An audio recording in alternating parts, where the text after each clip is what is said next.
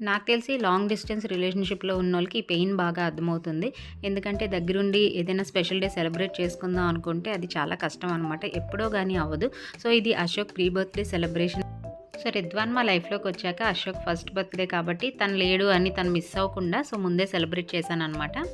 లడ్డూలు లడ్డూలు పుచ్చుకు.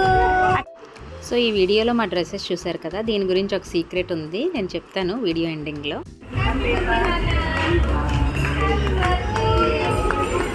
దగ్గరికి రా కొంచెం. ఏ స్పెషల్ డేస్ అయినా ఇప్పుడు వరకు ఫ్యామిలీలో మేము ఎక్కువగా తిన్న ఫ్లేవర్ కేక్ ఏంటంటే chocolate cake, butter scotch, red velvet ఇలాంటివి.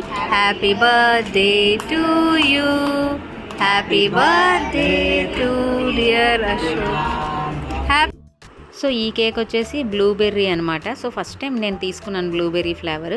చాలా బాగుంది. అండ్ ఎందుకు తీసుకున్నాను మెయిన్ రీజన్ ఏంటంటే డ్రెస్సెస్కి మ్యాచ్ అవ్వాలని చెప్పి కేక్ కూడా తీసుకున్నాను అనమాట.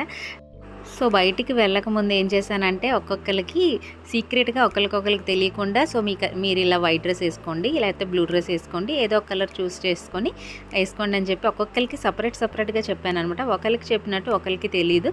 సో అందరూ వేసుకొని రూమ్స్ నుంచి బయటకు వచ్చి అదేంటి వైట్ వేసుకున్నారు, వైట్ ఓకే అందరికీ ఒకటే చెప్పావా అని అందరూ నన్ను అడుగుతున్నారు.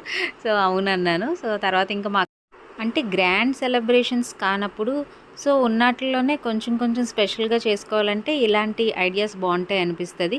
ఒక్క కేక్ కటింగ్ అయినా కూడా సో అందరూ ఒకే థీమ్లో వెళ్తే అది ఏంటంటే కొంచెం స్పెషల్గా గుర్తుంటుంది అకేషన్ అని చెప్పి నాకు అనిపించింది. సో ప్రీ బర్త్డే సెలబ్రేషన్ అయితే ఇలా ఎంజాయ్ చేసాం. Happy birthday Ashu.